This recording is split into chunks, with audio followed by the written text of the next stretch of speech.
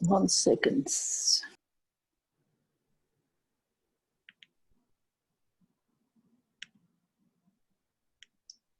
Here we are.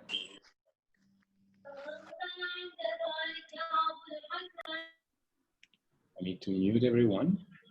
Yeah, okay.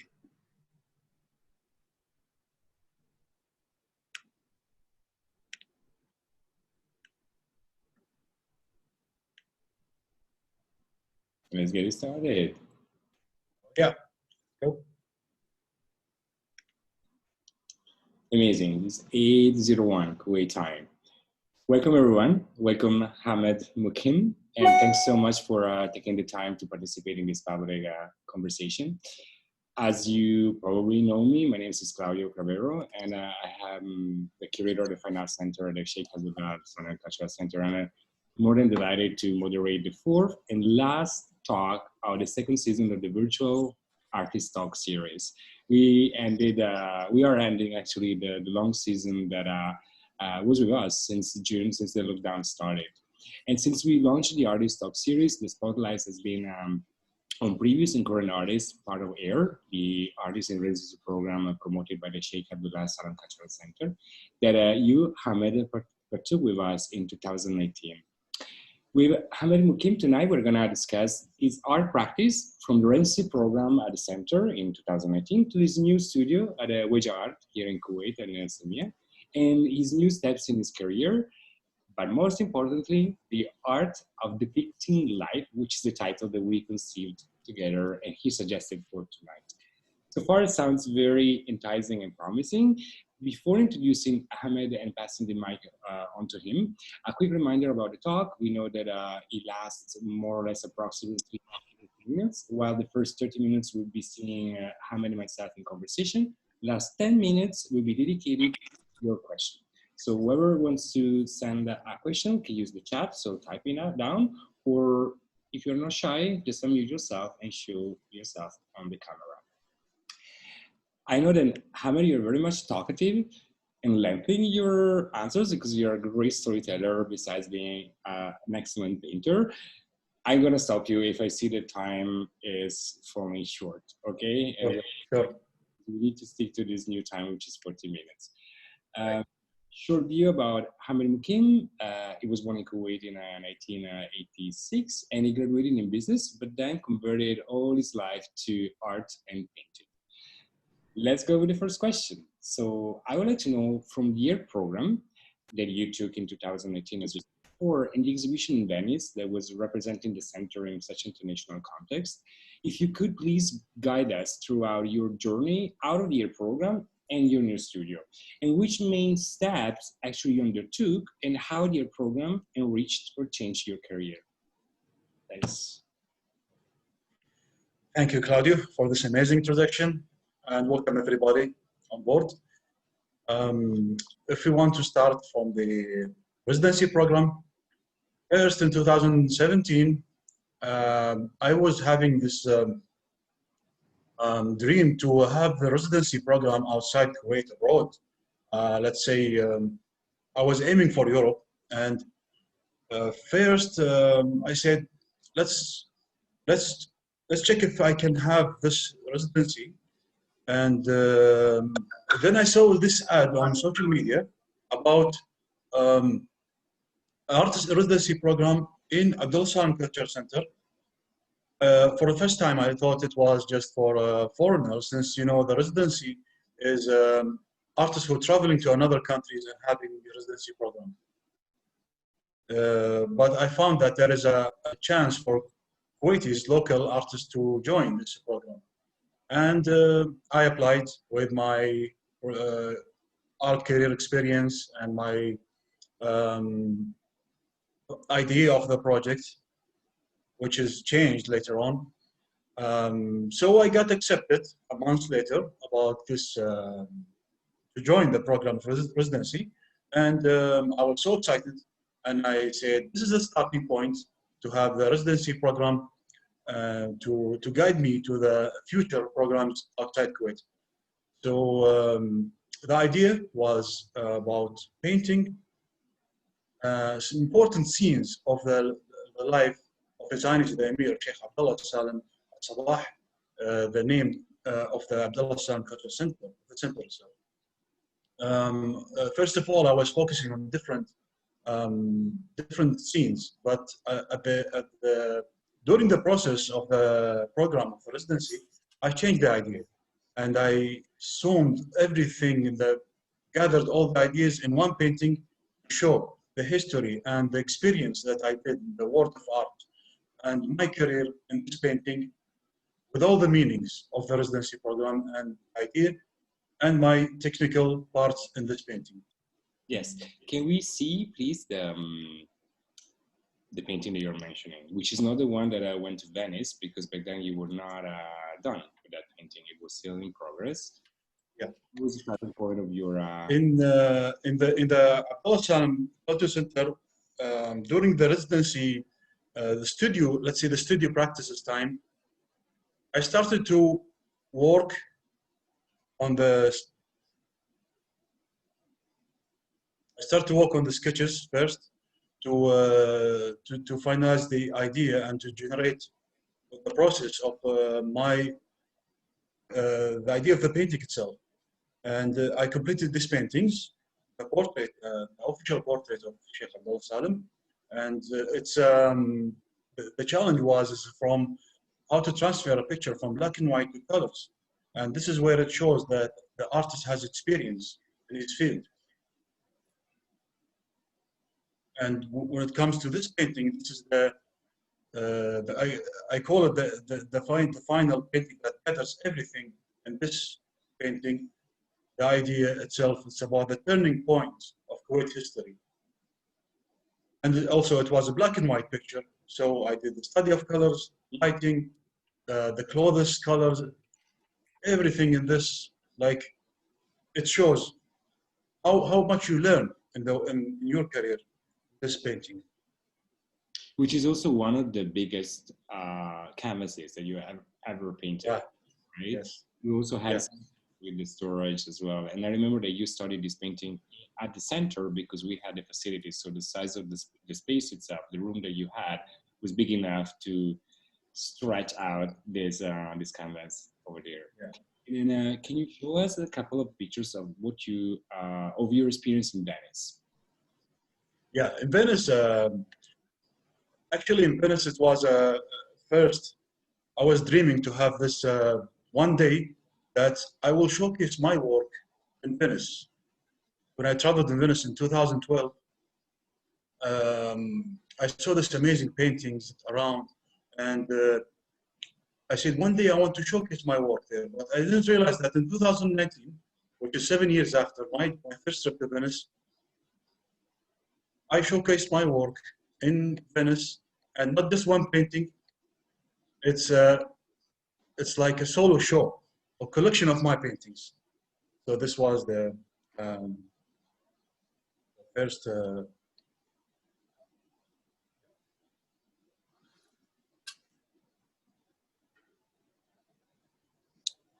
Yes. And actually, Ahmed, that's kind of very noticeable by everybody who knows you, that you've been painting extensively members from the royal family, from the ruling family or sheikhs, for the past and present, right? So, and by definition, you are a painter more than an artist, because painting is all that you need to express yourself. And also you are self-taught. You never studied painting in a fine arts academy or at a university. So which means that everything really comes out of your own talent and skills, and it's visible that you are talented. Why do you have this strong interest in celebratory painting, history painting? It seems like an obsession for you, doesn't it? And if yes, where does it come from? Yeah, first. The first thing that comes back to my first trip to Venice, 2012, when I saw this was painting that special displayed in exclusively in the Venice Biennale, and it was a painting of the artist called Tintoretto, and I realized and found that he is one of the great greatest Italian artist during this time of the Renaissance, and his painting was large and hanged in the area beside the room, and I see the beauty of colors and lighting, figures, how the story that's telling inside the painting, it's a big word. So I said, I want to have this in Kuwait. I want to work on it. I want to make a history of Kuwait, important scenes in this way of painting, like a British style. So this is how I first started to become obsession about painting our rural family and the rulers who shaped our country, who made Kuwait till now. So it's like the technical part and the passion and love that I have to my rulers to share, to experience in the world of art. So I made a lot of paintings afterwards, and especially during my residency program and after my residency program. You can see the example here. This is one of the paintings I did for Sheikh Jabir Abdullah Jabir Sabah, and now paintings is held in the Academy of Tennis, the new Academy of Tennis in the 360 Mall. And this is another example of a portrait of Sheikh Jabir Ahmed Sabah, and the colors. You can see the background, the darkness in the background, and focusing on lights. First to Tintoretto and the other Italian artists during its time. It's another portraits also of Sheikh Saud al-Nasir Sabah, and many meanings happen held in this portrait. It's not just a portrait. So you have an entire gallery, members from the ruling and the royal families that you wanted to portray, to celebrate Kuwait in that way, to celebrate past and on a current history of Kuwait, making history here in Kuwait. That's very praiseworthy. And then, since you've been portraying all those subjects or part of an elite here in Kuwait, I was wondering, where do you find the sources of inspiration, either when you portray a subject like those ones that I assume they are commissioned, or when you decided to start a new one, like in the case of Sheikh Abdullah Sabah? The inspiration, it's we talk about we can summarize in two ways: the technical part and the emotional part, let's say. The thing that moves artists to paint. So I refer again to the idea of painting the rulers and people who shaped our country. And the technical part is when I find this beauty of how to capture the expression of the face. It's not just a portrait. It's for me, portrait is a past, present, and future. Especially when we talk about how to paint the eyes. So it's the inspiration is from what I feel and the history behind this person who I'm portraying in the portraits. So what I understood basically that you would like to incorporate a different time frame, right? So past and present, but also looking forward the future. And it seems that at this point, history for you is like the memory of the present, right? And the look towards the future beyond the phase that you are depicting. You know that that's an amazing painting. Again, not is a ruler, and we're gonna talk about this painting later, because my question for you, since you mentioned the eyes, is, you know, that there is this saying that goes with the eyes are the windows to the soul, or in other cultures is also say that they are the mirror of the soul. This saying has been often repeated to you by people looking at your paintings, right? And what does it mean to you? What kind of psychology or background do you have to recall to make the eyes to be exactly the windows to the soul? Yeah, the first thing that people look at the painting, the portrait, is the eyes. And they want to have a meaning, the message behind in this eyes, there is a message.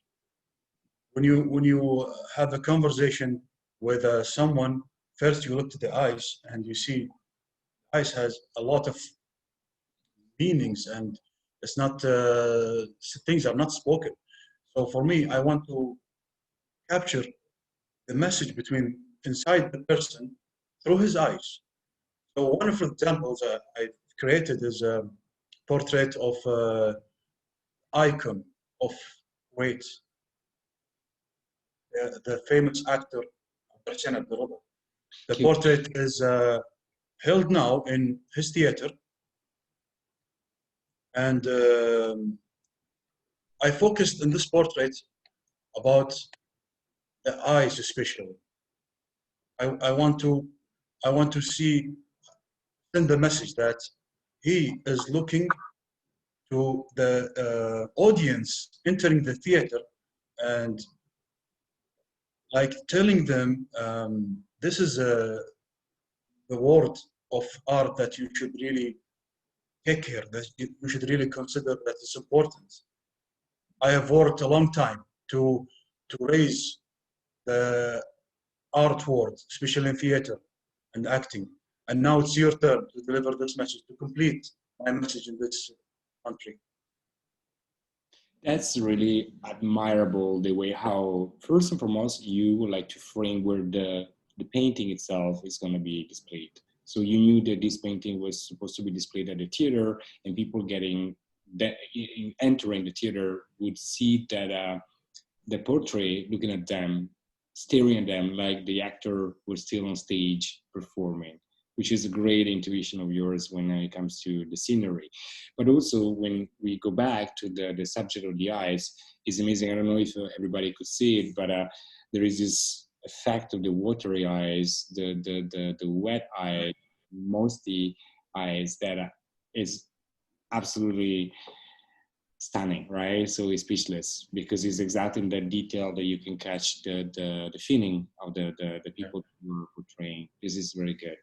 But I have another question at this point based on this aspect, because it seems to be very easy for you to capture that moment, that psychology behind the subject being portrayed. But when it comes to other subjects like landscapes or objects, where this effect of the gaze or the glowing eyes can be replaced. So what are your techniques or technicalities that you adopt when you represent some other objects? So we have your series of airports, of airplanes at the airport that were displayed in Venice last year. If I want to have another project, like other than a portrait subject, this is a landscape subject project, and it was about the history of Kuwait aircraft. So I want to capture the colors and the weather effect on this landscape. Especially, you can see a lot of gray stone in this landscapes when it comes to cars or the streets or the weather itself. So for me, this is the emotional and the way of portraying the eyes of the landscape, is people of Kuwait watching and seeing the beautiful colors of Kuwait through time. And it captures the feeling, it's still there. It's from history and it's now. This original pictures was black and white. So that was my studies of how to get the feeling right when you see this landscape, especially when it's from another time of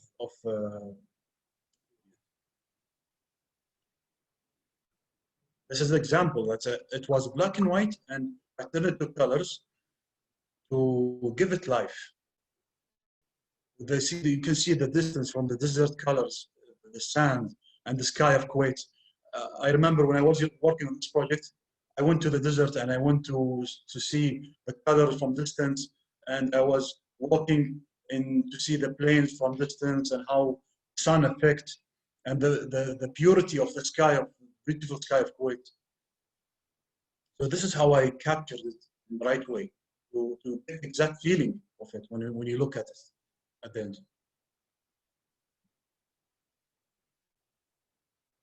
For example, if I travel to another country and I get inspired This is what I'm referring to about inspiration. Surroundings, what inspires us as an artist. We have to feel and connect with nature and landscapes and capture the colors and put our feelings in these colors. These are the paintings that landscapes I made in China, and you can see one of them are portraits, but the other one is a pure landscape. So this landscape, the one on the right, is how I see for my eyes. So my eyes now, the eyes of Ahmed Muqeem seeing this landscape. You can feel that the colors are not natural, like you cannot find this tone of green or the lake itself, because this is how I see it through my eyes. So now I'm not capturing my eyes, I'm capturing how I see through my eyes in this painting. Yes, that's visible. But it goes also back to what you told me once about the question that you were trying to answer related to the eyes, why they are so important in revealing the essence and the psychology behind a portrait, is that what we see with our eyes is not what you capture with your painting, which is to you more real than reality itself. Is that correct? We have two things when it's come to looking at subject. There is the actual, what our brains tell us, that our brain tell us this is his eyes, and the skin tone is, there is a red blush in the cheeks, and there is wide eyes. But now when it comes to feelings combined with what we see, you will capture what the artist's point of view of capturing the subject. So we can see the colors are changed, the shapes, there are in different ways. But at the same time, you can feel that this is the right subject that he painted. Okay. Okay, I want to go back, since you started painting when you were a kid, right? And you said that you were a self-taught artist, so you never attending or enrolled yourself into a fine arts school. And I wanted to ask you, since painting is undoubtedly out of question your second nature, what do you think that has changed over time since you started painting and your approach to painting, and that is still, and what is still the same? So I'm sure that the same approach to painting brings and carries with it the same passion, the same vibration that you were feeling when you were a kid. So what has changed and what is still the same? Yeah, actually, the art itself, or what's changed is it's growing, that's for sure. But the thing is, there is something that didn't change, which is the way of I look at faces. Since I was a kid, I was portraying a lot of faces, and it was from random people or characters that I admire. So it will become, through time, I keep adding and progressing in this field. And I realized one day that I'm painting now big people and important people. So that thing, it's growing with me.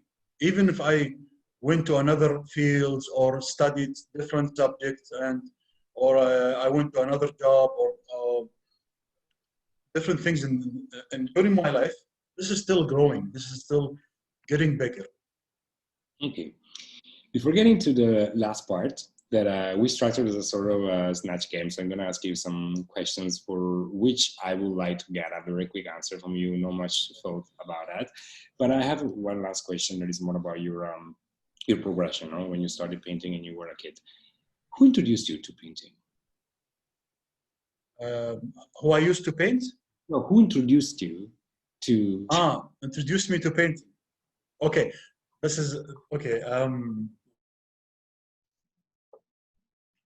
When I was, let's say, for example, you mean the oil painting, I think, like an official oil painting. Yeah, oil painting. I used to draw a lot of using pencil. So I have a lot of strong experience with pencils because I spent a lot of years sketching and drawing. And I learned shading by myself, drawing and how to get the right value. During my high school time, and when I was 16, let's say, 16 years old, I was walking through a painting workshop in my school, and I saw one of the teachers was painting with a brush and dipping it with oil colors on the palette. So I told them I want to practice this oil painting. And he said, yes, you can join the class and take the subject and try to paint. So when I was 16 years old, it was my first painting I did in this room, the workshop of especially for art. This is how it captured me. This is how I feel like this is me. I want to complete, I want to progress more in this field. So it was a long time remembrance of that. Very good to know. I still remember everything. Wow. We said before, history, the memory for the present. Yes. So what I said before, no, there's another part before the sort of quick answer, question and answer for you. You told me that you're currently studying and translating the lives by Giorgio Vasari into Arabic, which is a very surprising thing for a painter in 2020. So the lives by Vasari, we know that are considered the first dissertation in the form of an artist's biography that it was ever written, and it was published in 1550, so almost 5 centuries ago. And it deals with the lives of the artists from the Italian Renaissance. And you still look at it as the most read work of art literature. My question for you is that how do you find the book fresh today to be read and studied and translated? And what are the takeaways that you are learning that you would like to convey into Arabic since you are translating that into your language? Yeah. For me, in my perspective, my view, I think Italy is the birth of arts. Everything when it comes to all 7 arts is from Italy. So Renaissance for me is my school. I wanted to know how these artists were working and why these people became this famous and this accomplishment during their time. So I found that this book by George Vasari, the great, he wrote about the artists during his time, the Renaissance time, and focusing on their lives. When he calls the lives of the artists, he focusing on their lives and how they were working in their studios and how they were performing and what were the subjects. So the effect of environment of these artists during the time, especially when the circumstances and everything, and with this big accomplishment. So I wanted to know exactly how they made it this far, and this will affect on me and improve my art career in many aspects. We as an artist, having studios and working, sometimes we feel alone. We feel like are we the only person doing this? So when we read about history and travel there to bring our souls back to the history to all this time, 500 years ago, we will find and realize that we have a family there, and these artists we belong to these artists, and we can improve. We can learn from history. We can learn from these artists, improve ourselves, and work to get better. That's true. The main goal is to get better every day. That's true. I think it's admirable and noticeable that you are reading and trying to translate this book into Arabic, and it will give so much, it will offer so much to your colleagues, your other painters here in Kuwait, because I remember that I studied a long time ago when I was in university, and the book is so detailed about the life, but when I say the life, the real life, daily life, so it was like depicting and describing how much color they were using, how much they spent on some color, which kind of components it was part of the blue.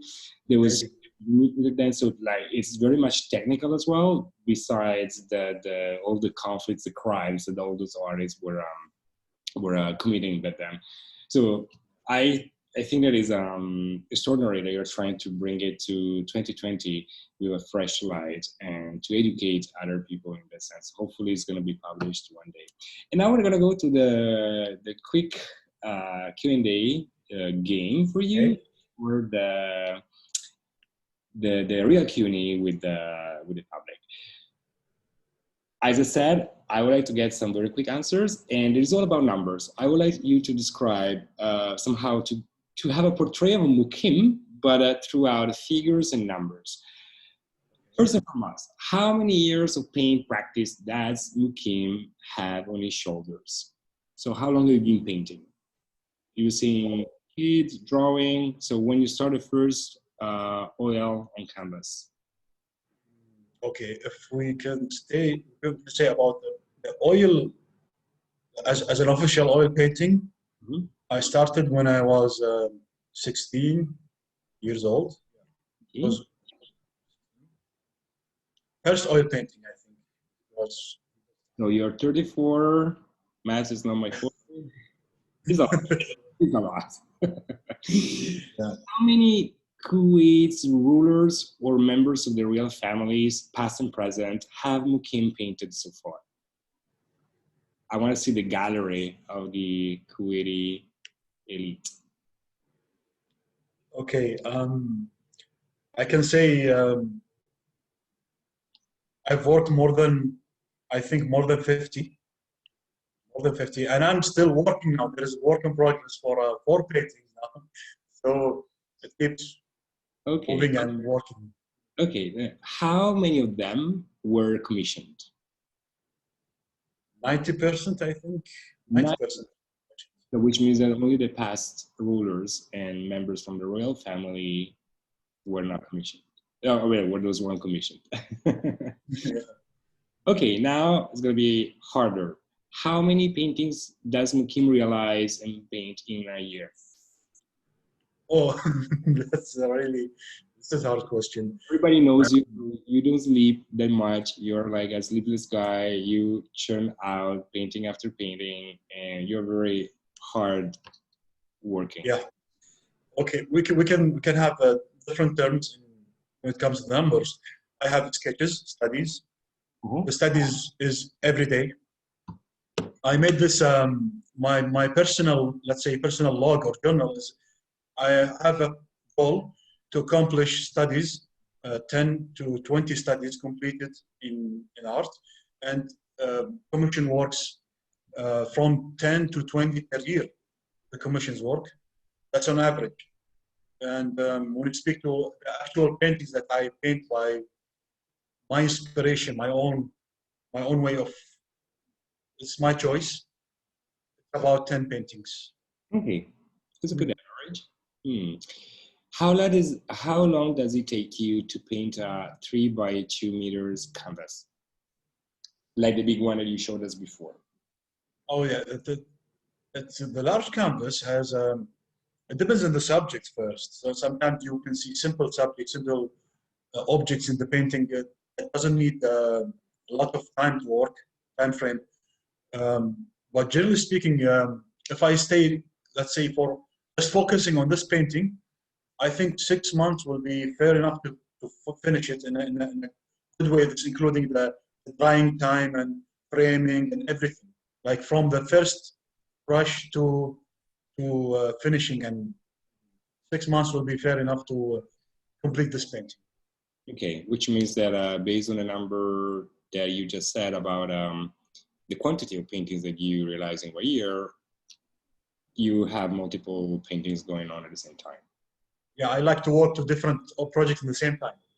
You are like moving here and doing there, and your hands are everywhere. Okay. Yeah. Let's talk about money now. Now I'm going to ask you how much your price list is, but what I want to know is how much does Muqeem spend in colors, canvases, and frames in a year? This is going to be very useful for future generation of painters who would like to know how much they have to set aside. Yeah, exactly. It's a really important question because the answer is, for me, I say to all the artists, and especially the young generation and the young artists coming to the world of artists, don't look at the price for me. Because when you, in the art tools world, the high price cost, the high cost of the tools, which means a good quality. So the low prices are not good quality. So you want something that lasts longer, not just buy every month, or when you see the colors, the cheap colors are just, low amount of pigments and much more oil. So when you paint, you cannot see a color in the canvas. So you have to buy more. But when you buy high quality brands colors, it will last you for years. And especially also the canvas, that's what colors. And canvases, the cheap canvas will be damaged fast and easily by moving. But when you have a quality canvas, you will improve your work and you will avoid the damaging. So this comes to everything related to the tools of art. So for me, I usually buy every 6 months, like a new collection of tools. And sometimes I just buy tools because I want to have them in my studio and I can use them later. Okay. So it's really important to focus on quality, not Okay. the price. By the way, you didn't reply to my question because I still don't have a number how much you spent, but it's fine. By the way, I understood that if you want to be a good painter, you don't have to be stingy.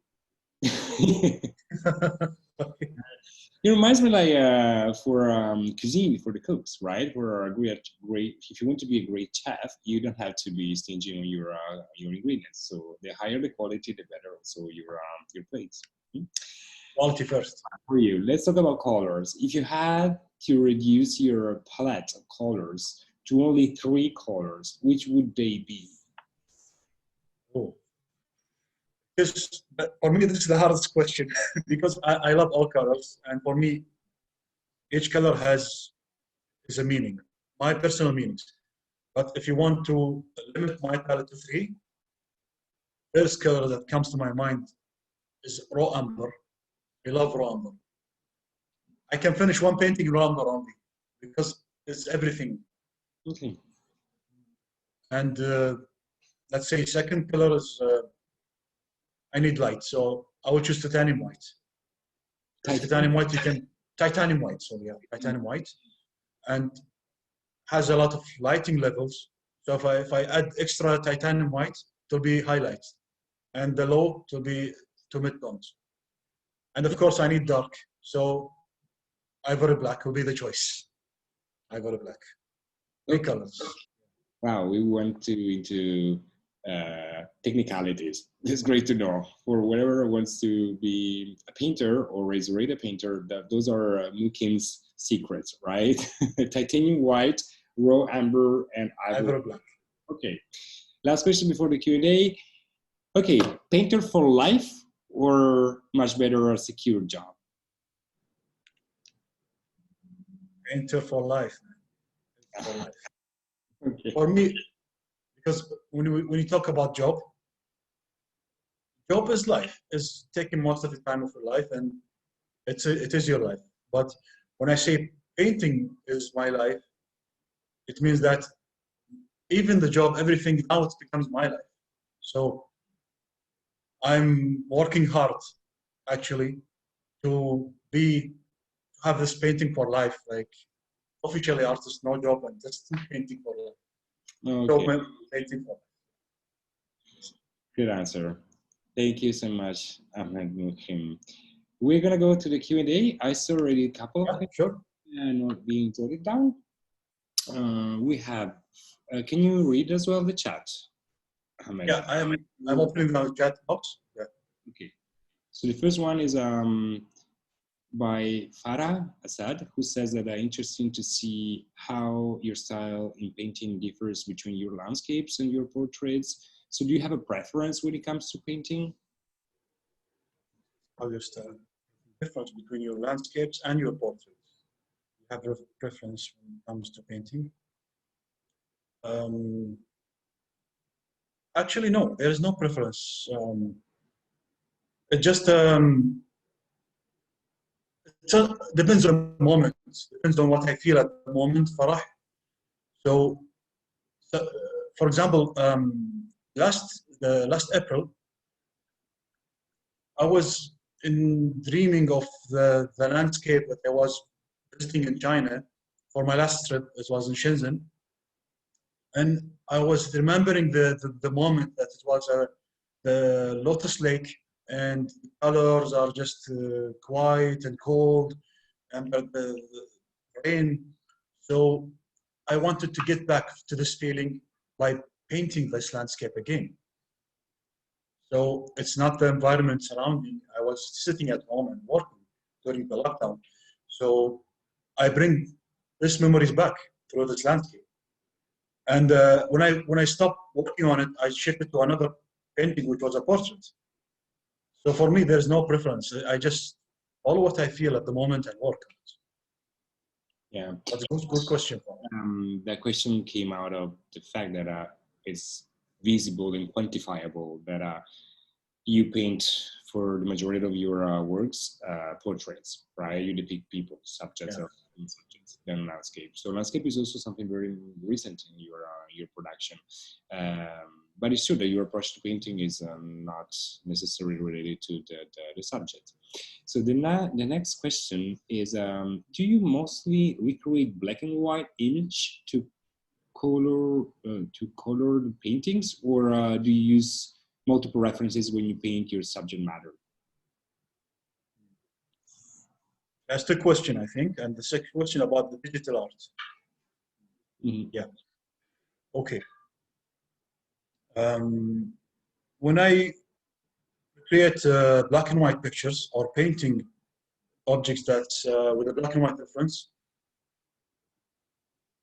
first of all, I have to identify the objects, analyze everything in the painting, the picture itself. Let's say, for example, the example I showed in this my talk, it is about the portrait, about the airport. So I was studying the sky, studying the environment. Then, based on these studies, I choose the colors. So it's not about just you see sky, you just bring a blue and paint. No, you have to understand where is the sky taken from.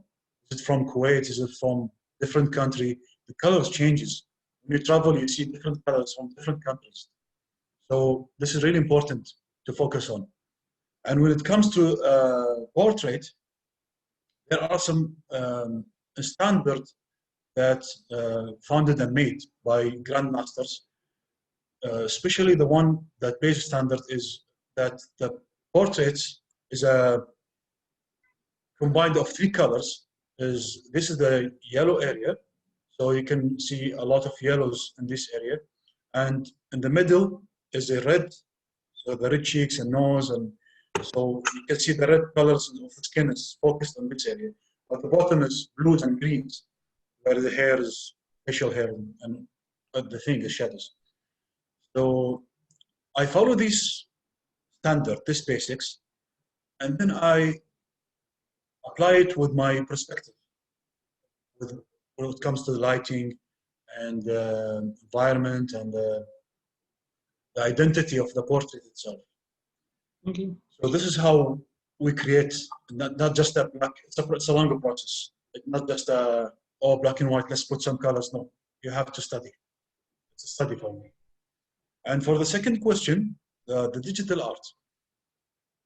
Nowadays, the tools of art, the tools of delivering the message, and especially the feelings, are different. Digital art is a good way to showcase ideas. For me, if I want to use digital, I don't use digital art. I prefer colors and these things that I use with my hands.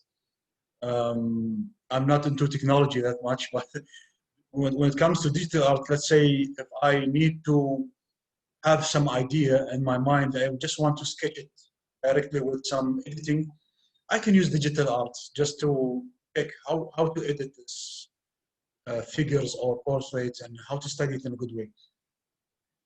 But basically, I use only peppers, and I love to sketch and using pencils and all the charcoals and get the idea done. That's how I do. But when it comes to it as an actual artwork presented, I found many good artists in the digital world, and they're creating amazing job. They're beautiful paintings and made digitally, and they have good minds and good designs. For me, it's an art. I consider it as important also. It's a technology, so they use technology through art. This is also smart. So this is how I think about digital art. So it's interesting that you're very much open-minded. You don't have it coming from a very traditional background as a painter, and then recalling back the Renaissance is absolutely interesting. You are open-minded and that you're not in conflict with it. And congrats. Mishari Al-Najaf says, did you consider returning back to using pencils or exploring other media to experiment with? But you just said that you'll be using pencils and pastels, but just for sketches. So would you implement any other media? Actually, Mishari, I don't return back because I do pencils every day. So I'm not returning back. I use colors and pencils every day. Pencil for me, I love pencils, and I cannot stop working with them. You can see in Mishari, mostly my Instagram, I showcase the oil paintings, and rarely I showcase the pencil work. But I do a lot of sketches. Still, if I want to study a new portrait, I have to sketch it first. And would you like so pencils is important. I cannot leave it. I have to work on it always. Okay. Zara Marwan, the last question, Zara. It was so great to see you here from New Mexico, from the United States. And Zara Marwan was part of the talk series that we've been leading over the past few months, but it was also, most importantly, one of the colleagues with Ahmed that went to Venice exhibiting together. She's asking, have you painted portraits of working class people in Kuwait as iconically as important people which you depicted? I think, Zara, that's an amazing question. It reminds me a lot what August Sender did in Germany, portraying with the photo camera all the classes of Germany back then without any hierarchy. So everybody was at the same level. Everybody was, let's say, was getting the integrity, the dignity to be portrayed with his filter. In the sense, it's true, you've been portraying exclusively the royal family members, the ruling families, and eventually the art community with the actor and other people. But what about regular working class people? Yes, I have, Zahra, a lot of work. I painted many portraits. Recently, I painted a friend of mine, and he's a policeman. So I just, he was talking to me on phone, and he said, he was speaking about this during the lockdown and how they're hardworking and trying to secure life outside and get things all in a good way. So I got emotions involved and I got inspired to paint him. So I did a painting of him, just standing and smiling with a big smile. And on the back, it was the Kuwait flag. So this is I represented the field of the policemen who were spending a lot of time working in this during lockdown. And I have now new sketches with watercolor and pencil, and I didn't reveal it yet. It's about the workers who were spending time, a lot of time in the airport, trying to control the, to receive the final flights of Kuwait coming to Kuwait after lockdown. And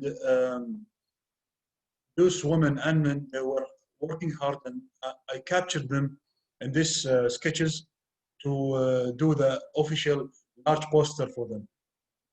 And I have also more paintings I did for a Chinese worker. It is not from Kuwait, it's from China. This Chinese hard worker also was eating his meal, taking a break, and looking in front. So I've captured this scene and I painted it. So I'll have a lot of projects actually.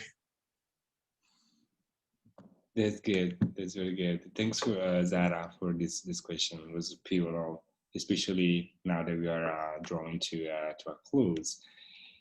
Thank you so much, Ahmed, for again being part of this this talk series. And we came, as I said before, to the closure of the second season of the Virtual Artist Talk series. It has been an exciting journey since we started with the lockdown The first day we Maha Lasakir, and we are ending after 3 months, and we're still not under lockdown, but we still do not know what kind of phase we're gonna face, if phase 5 will come into place. However, what is interesting is that in October, the Finance Center will be launching the open call for the new year season, which means that we're gonna start in December, fingers crossed, with the new artists coming to being, and eventually to have the final exhibition next year in April. We need to see, obviously, the situation, how it goes. But for those ones of you or whoever is interested in experimenting live painting classes, Ahmed Muqeem is going to deliver for us a workshop on October the 7th that will be for him to teach you online via Zoom how to paint an object from daily life and then use those techniques, those colors that he was mentioning before.